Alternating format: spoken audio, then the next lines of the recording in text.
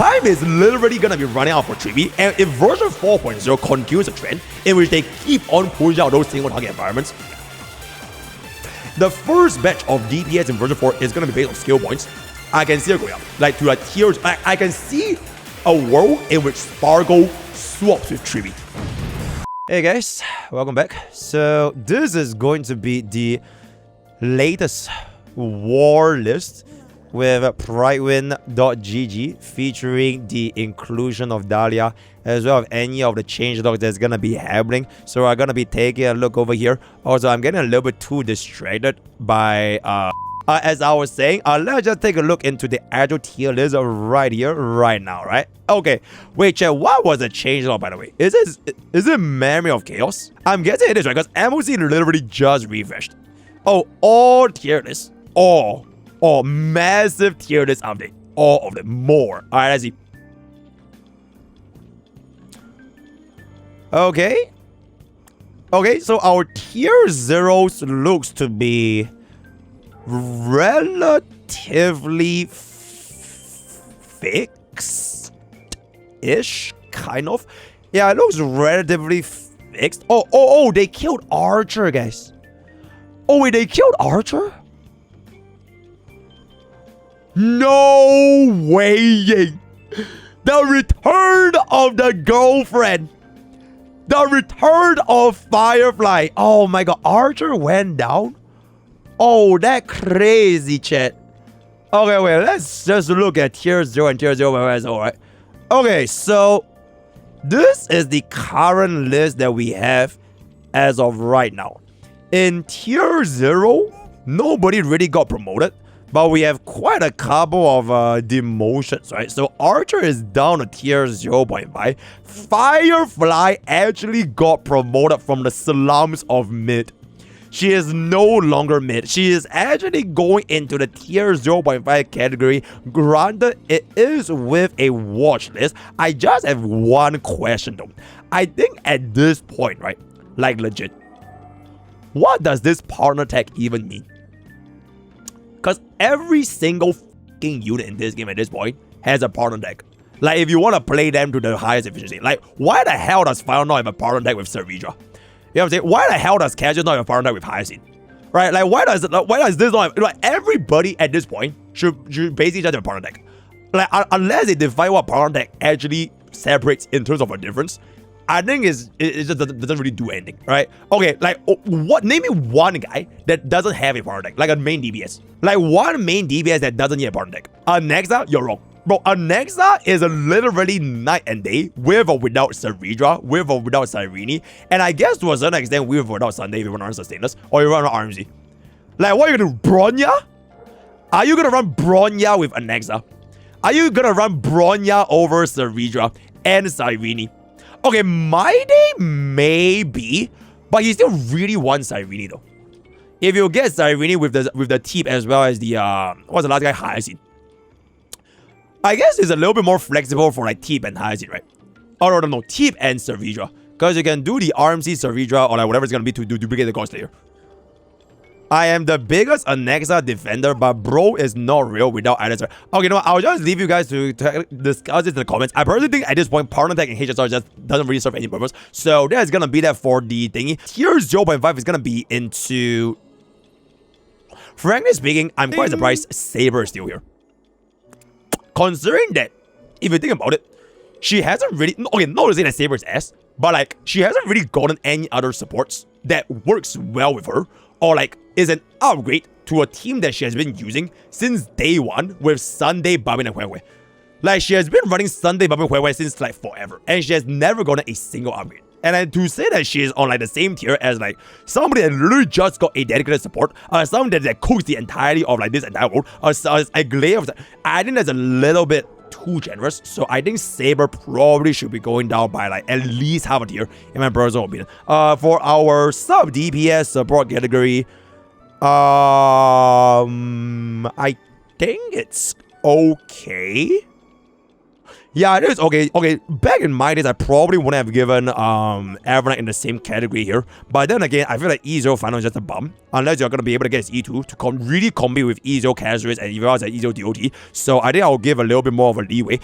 These two I think is kind of okay, because there really is no one else to use Black Swan at this point. Unless you want to use Babin, or it's to a certain point. Okay, wait, actually? Hold up. Why is Cyrene not a support DPS? Because technically she is though. Okay, I understand if Teep is an amplifier, right? If Teep is an amplifier, it's okay, because she has a lot of buffs, and she has a built-in DDD, and her signature like one, and her 4-up attack damage is like, it's kind of okay. But like, Cyrene does like a stupid amount of damage if you're gonna be running her to spam the basic. Like, her sole function, aside from the 24% true damage buff, like, you're basically just spamming Q once you apply the first time buff.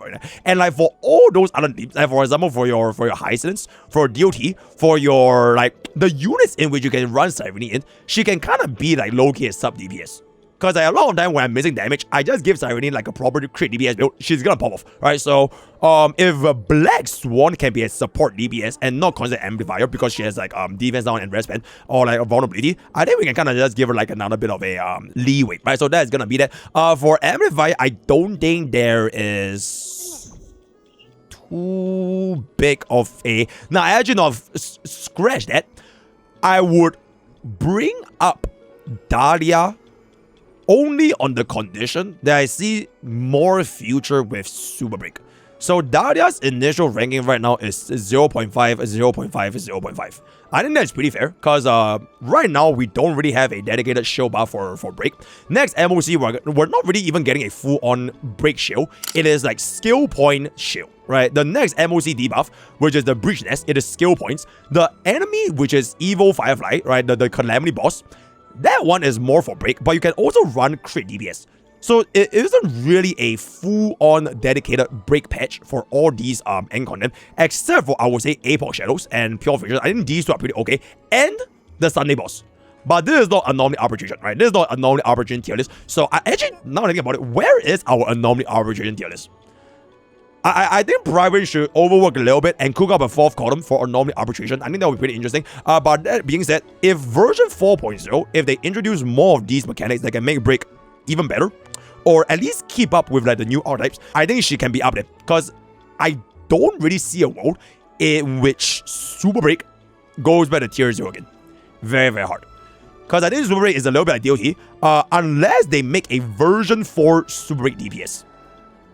That will be the world in which I see version 4 Super Break DPS plus this 3.8 break support.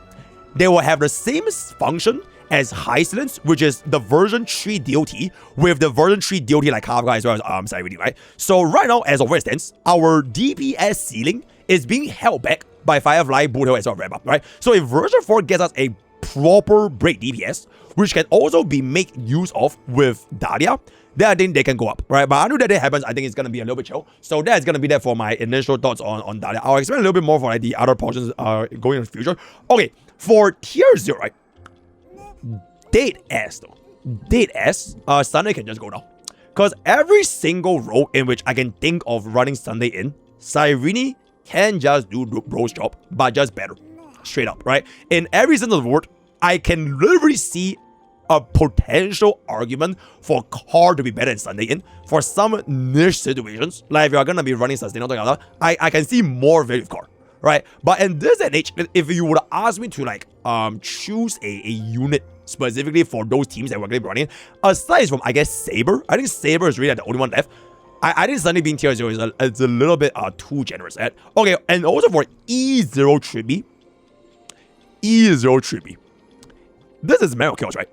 Okay, Memory of Chaos E0 Tribbie. I'm not sure if you guys have tried. This MOC is really, really rough on Tribbie because it's almost purely single target.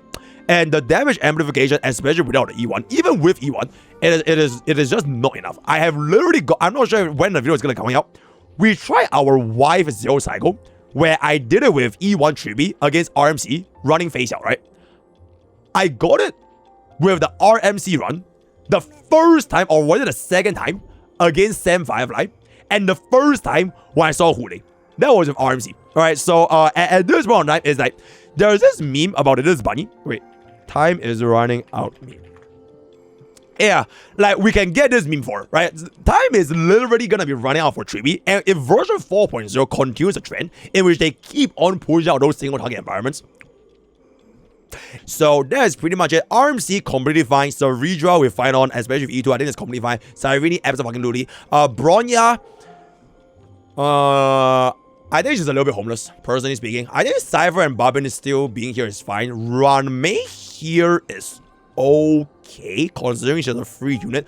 Spargo, I think for now she's in a pretty good spot, in which mainly you're gonna be using Bro with Archer, and Archer, frankly speaking, especially sustainless, super good. So I think Spargo is okay. Going into version 4 though, right? I don't know what the hell is coming out, and I've said it like a billion times, but HSR's future is always determined by their environments. Alright, and I already know for a fact the next MOC environment is for skill points. It literally says Bridgenet is for skill points. I can talk about this. So, if in the future, the first batch of DPS in version 4 is going to be based on skill points, I can see it going up. Like, to like tiers. I can see a world in which Spargo swaps with Tribbie. Bro, imagine saying this to the people like from like 8 months ago. Spargo will swap plays with Tribbie, bro. I think they'll call you schizo, bro. But I can literally see a future in which this happens. Sunday, his time is long done, so he needs to go back now. So that is gonna be pretty much it for my ratings. I would say for E0 Bobbin, this is way too fucking high. She needs to go down to at least tier 1, if not potentially a little bit lower. But I have also seen a lot of plays, especially for example my wife Feixiao. Bobbin is still really good. But it's just that it is very niche, and without the vertical investments, nobody should be thinking about putting Bobbin at this point, because follow-up attacks are getting the additional charge, additional energy with the res pen. All those will be like heavily impacted because you can't get enough ultimate uptime, right? So that's kind of pretty much it. For 0 cycles, still really good. I think Bobbin for 0 cycles to get the tag in which you save your ultimate right before the turn ends, instant Bobbin onto the next wave, it will give you a shit of value. But for general, casual, chill, 3-star content, it is a little bit hard to justify her being the same tier as all these other units, right? So that's gonna be for our amplifiers. For our sustain, these two are definitely gonna be up there, no questions asked. I still have no idea what the hell is Prydwen doing here. Actually, okay, you know what? Maybe I was a little bit too harsh because Prydwen did give us a lot of wins on a gacha. Okay. The elephant in the room. I actually want to use this opportunity to kind of talk about like the sustain things. Initially, I was thinking of like making a whole ass dedicated video for this. Maybe I won't, maybe I will, who knows. But to kind of like talk about Lingsha, and I guess to a certain extent Gallagher, right, is that the purpose of Lingsha as a unit is in a very weird place. She sustains and she cleanses for your break team, generally speaking, right? Sometimes you want to run Lingsha with like Herda. I think it's okay, but you're not really making full use of like what she's bringing, which is the break portion. And now we have DHPD, which basically just does her job, but way better because he is not skill point negative, right? Now the problem with Lingsha is Break never really wanted a sustain to begin with. Like since even before Fuke, I think we like as long as we've been playing Super Break long enough with Firefly, HMC, Ranmei, like I think a lot of people already knew that Break was never meant to be a team that was gonna make the full use of your damage running a sustain.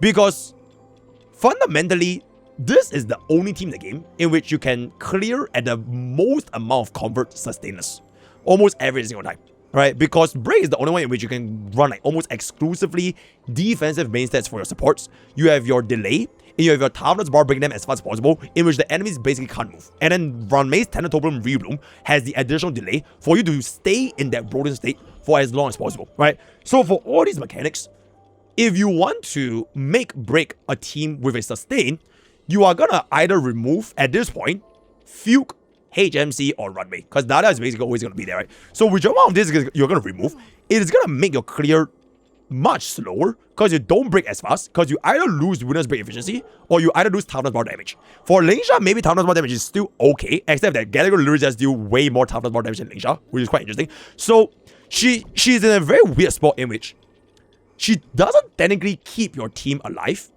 as much as you would like to, because the best offense for Super Break or rather the best defense and the best offense.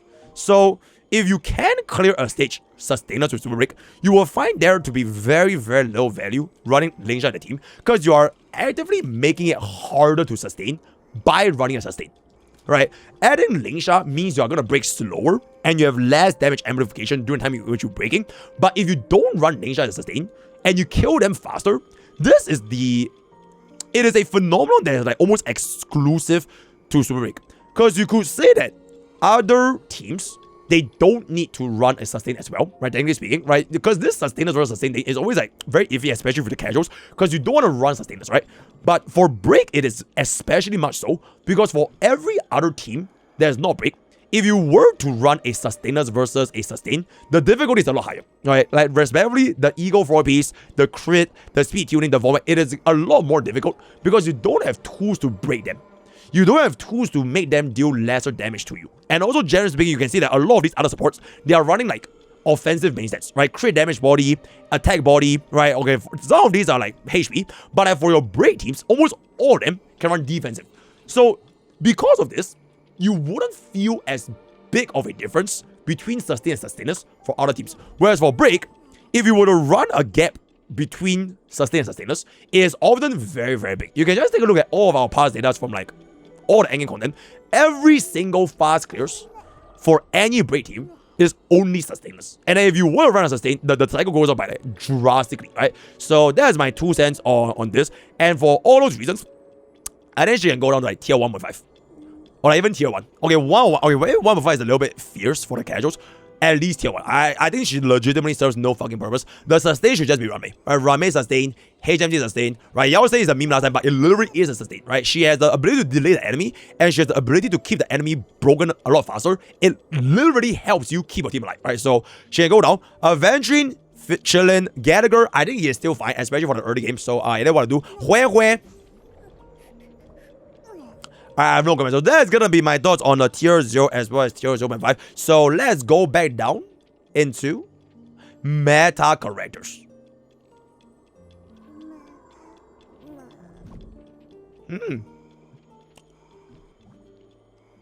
Okay. HMC is way too low. 1.5 is way too fucking low. So I'll just talk about this first, right? With Dahlia, you add her to the meta, I literally cannot see a single difference between running Runmei and HMC. Like legit zero difference. I didn't like the best example, right? Every single one of the 0 cycles I accomplished over here, every single one, I did it with a HMC. I also did another run with a Runmei, but frankly speaking, the difference is almost non-existent with regards to like what they're gonna be doing. So maybe sometimes it is gonna be a little bit better to run Runmei. For example, Apocalyptic Shadows with the Winner's Break efficiency, I think sometimes they are doing pretty good. But for a lot of other times, as long as you have the foundation to deal Thanos bar damage, or rather deal damage before breaking with Dahlia, as well as Exo Thanos on Fugue, this gap between HMC and Runmei, it is very hard to say. So 1.5, I personally think is just way too strict. At least tier 1, if not putting these two around the same caliber. Okay, maybe not the same as Dahlia, because you kind of need all of them. You really just kind of need all of them to make this break team work. So I think tier 1, bare minimum, it should be okay. 1.5 is way too low. Team Yun, frankly speaking, I don't even know who the hell she is anymore. Silver Wolf, I think she only serves her purpose in sustainless runs. Most of the time, if I say sustainless, I think Silver is kind of there. Or you're going to be running E2 Silver with E1 Tribbie, and then run with Akron. And I think it's going to be quite niche. Who? So that's gonna be pretty much it. Luocha and I'm surprised Fu Xuan is lower than Luocha. I don't know. I felt like Fu Xuan has always been not too shabby, so that's gonna be that. Nobody knows who she is. Nobody plays this. Blade, all these kind of stuff. I don't think it's gonna be that big of a deal to talk about. Okay, DPS category over here for the 2 Braid DPS and the 2 Crit DPS, both of which, all 4 of which, are gonna be from version 4. Personally, this is tier 0, tier 0, tier 0. Okay, maybe not in pure fiction. Personally, Feixiao should be tier 0. I'm not sure if y'all know how to play her. Get your casual hands away from Feixiao if you don't know how to play her. She is the DPS with unlimited potential, right? unlimited potential. This is tier 0. E0, E2, I don't give a fuck, right? This is the best DPS, so that's gonna go up. This is gonna be out of the way. So yes, she absolutely mocks Aggron. So no discussion, by the way. There's zero discussion. If you disagree, you literally just don't know how to play the game. So you know what to do. Okay, Aggron, Boothill, and Rappa, right? I think as of this point, Rappa is not gonna be in the same position as Boothill, unfortunately, because from what I mentioned in the earlier stuff is that Rappa is really reliant on an environment in which she gains her charge stacks by breaking the enemies, preferably with a higher amount. For Boothill, you can try to manipulate this by yourself by doing the skill with Boothill, then you break the enemies before you can cast your skill, and you can skill again to get Pokke trick shots very quickly. On top of that, you can run Ego 4 pieces on the counter. But for Rappa, this is very difficult, because you can't manipulate the amount of enemies you have on the enemy field. So if the enemy is just gonna be 1 target or 2 targets, and like once you kill the mobs and he doesn't summon anything, you will never get enough damage amplification to catch up with both Boothill as well as Firefly. Unless, in version 4, we have a mechanic in which you can give them enemy targets for Rappa to hit. Very similar to the current erudition buff we have in Currency War, in which you put them like 2 additional targets just for your erudition units to gain more charge, gain more energy, gain more points, right? So until that happens, I think Rappa is unfortunately not going to be in the same category as Boothill. And okay, personally, a little bit biased, I think Boothill just had a fucking fun. Especially if you can get that very satisfying sustainers run. So that's pretty much going to be that. Aggron, I think she is like a 50-50. In which whether or not the devs want to add more upgrades to how Aggron is gonna be like in version 4. Because at the end of the day, she's like an Archon, right?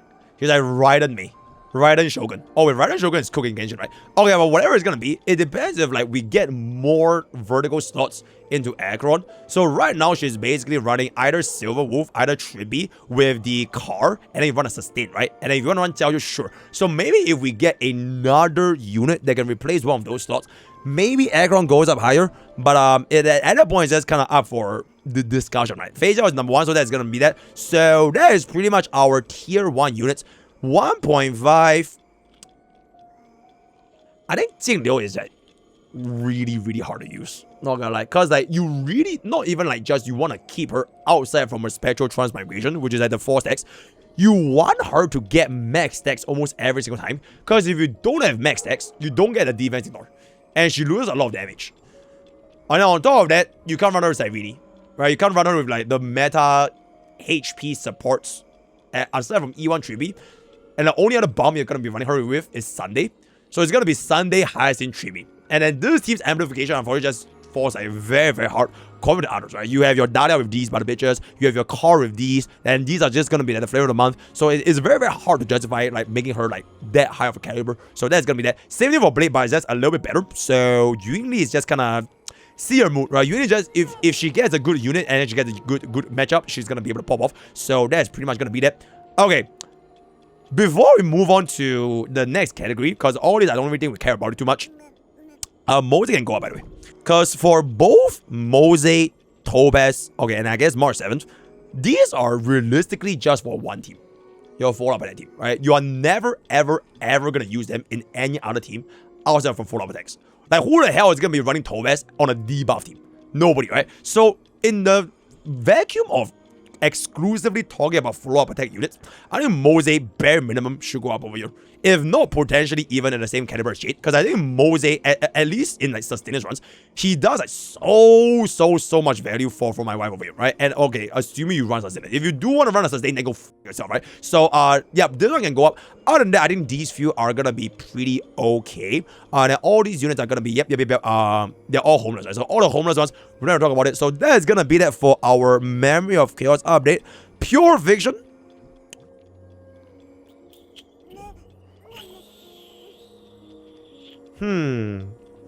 Well, mine is tier 0.5 in Pure Fiction. Okay, I guess it's because of Cyrene as well as Tribbie, as well as Hyacinth. So I think that's fair.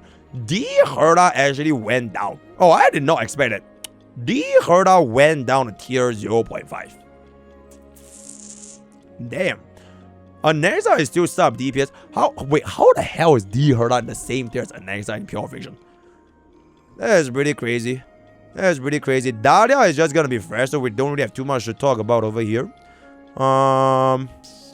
Akron Aglaya is around this place. Firefly, I think we literally just got out the 40k. Granted, it is a little bit unrelatable, but I don't want to do. I think Break as a whole should still be fine. HMC can go up a little bit. I think the double DDD, especially if E2 Fuke, is definitely gonna be able to pop off. Saber, I think she's hella homeless in pure fiction, so that's that. Sure, I guess, because you can do a lot of toughness bar damage to a single mob in wave 2 and wave 3. So maybe Boothill might not be that bad, but very, very questionable. Feixiao, I mean, like, you know, it's pure vision, so it is what I do. Rest of the unit is not gonna be too crazy. I think my biggest question is basically, I legitimately think Firefly can actually go up, guys. Yep. The rank 1 Firefly defender. I love Firefly. I think Firefly can honestly go up to tier 1 if you're going to be able to pull Dahlia Fuke as well as either HMC or Run Me as a sustainer clear. So, the main reason why I say this is because she doesn't really have, or rather she still has it. She still has a problem, especially you're not going to be able to get the 5 winners on the enemy mobs. But like, Dahlia helps it a lot. And you are able to get a lot more AoE damage running Fuke Dahlia. And then HMC or Runmate can give you a lot more DDD values, right? Then Firefly can just be there, just doing all of her stuff, especially if you have the E2. But once again, I understand this tier list is the easier. So I kind of what to do. I would say that Firefly is not as bad as what I would expect them to be. Right? It is not that far from the gap in Rappa, because I think one or rather half a tier aside is still okay. I'm not too sure why Herda went down, because I think I guess it's also because like back then in Pure Fiction we have like a lot of bad matchups for that, because like Ice Rest Cocolia, right? No ice weaknesses. Every is getting kind of fucked in the ass. So I can kind of understand. But I think like her fundamental kit for Pure Fiction is still really, really good. Even on my free-to-play account, my E0 A0 Herda is still popping the fuck off, right? So that is pretty much gonna be that. Rest of these units, I frankly don't think there's gonna be too big of a change, if I can say so myself. So I am going to say so myself, right? Okay, A-Box Shadows. There's a lot of amplifiers. Holy. Boothill needs to go up. Boothill needs to go up. Feixiao needs to go up. Feixiao is tier 0. I don't give a fuck. Aglaya is kind of okay.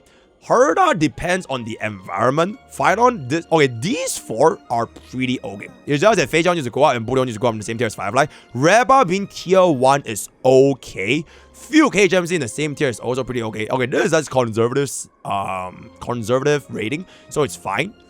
Okay, by the way, you will almost never ever run a sustain on break with Pure Fiction, because it favors break the break speed so much faster. If you run this, you're almost literally just slowing yourself down for no reason.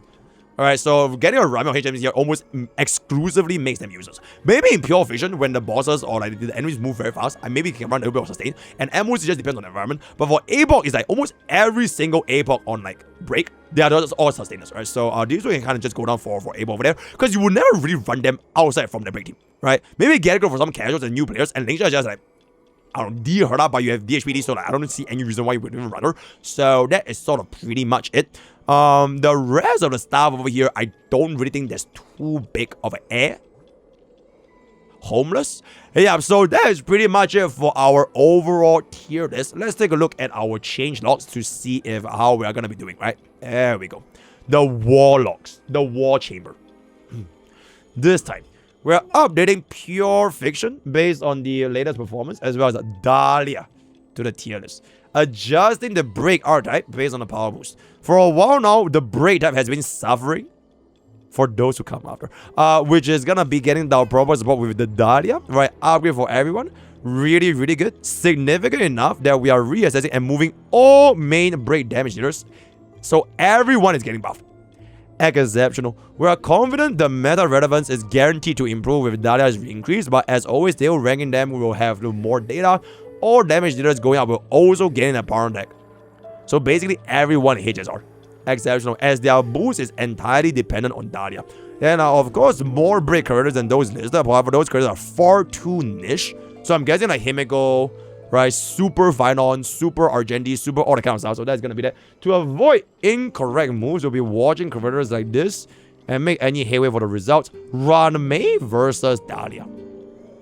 Well, the Dahlia and Ranmei share a few similarities. Both are also very different, applicable to a wider range of teams. I mean, that is true. Dahlia is more of a specialist, the strongest pick for break teams. The difference is why the Dahlia isn't immediately knocking Ranmei down, and in this case, Apocalyptic Shadow is not starting on the same team as the Ranmei. Universal support, you can slot effectively to any team. Expect further adjustments. I mean, they don't really need to compete on, because you can literally just run them both at the same time.